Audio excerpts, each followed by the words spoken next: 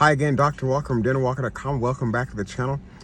Today I'm going to talk a little about red dye 3. And again, before we get too far in this video, if you like what we're talking about, give me a like, give me some thumbs up, and we can continue doing this kind of work. Anyway, I joke a lot about something I call trust issues with my staff.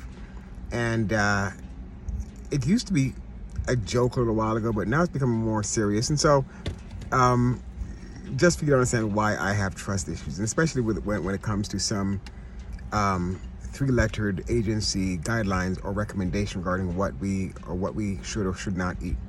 Anyway, so again, this is about red dye 3. So red dye or dyes in general kind of came to the market about 1907.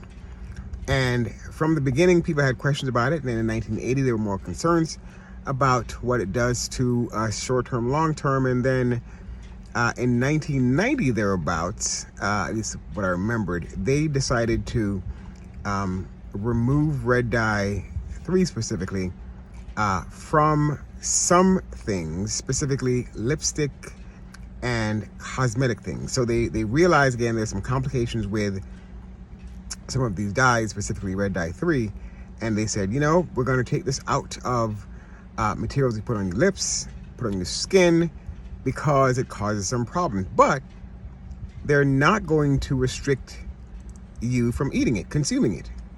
Does that make any sense? Trust issues. So again, on your lips, nope, can't do that.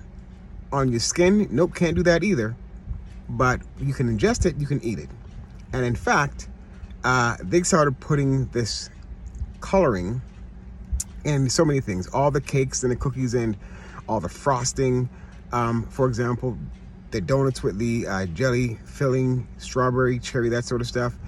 All of the things like Pop-tarts, the coloring on Pop-tarts, cereals, breakfast cereals, and you know, those red O's that you have in your cereal sometimes, loops of whatever they call them. All of those foods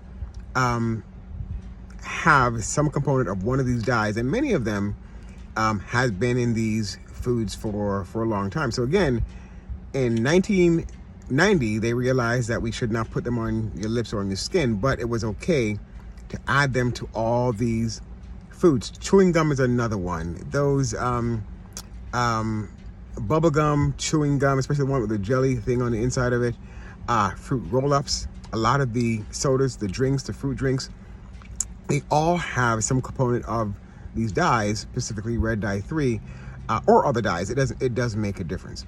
Then they found out, let me back up, not found out, they knew that it caused some complications. And more recently, some of the concerns are pretty serious concerns, specifically breast concerns, then colon concerns, prostate concerns. You know what I mean by concerns, right? Then they realized recently that it was causing some problems. And so in January 2025, they decided to remove these dyes from your food. But again, for 35 years, 45 years, they knew there were some complications, and yet they continued utilizing these dyes in food. And again, what they were doing, again, and you can think of why they would do that, they're targeting like cereals that were ideal for kids, all those pretty colors and some boxes and so forth. Again, processed foods, targeting kids. Why would they do that? I don't know, right? But it's in all of our foods, many of our foods, I should say, not all, many of our foods, many of our frosting that we eat and people have enjoyed over the years because it's delicious. And that's what happens, right? They make, collectively, they make things that looks good, looks pretty, tastes good.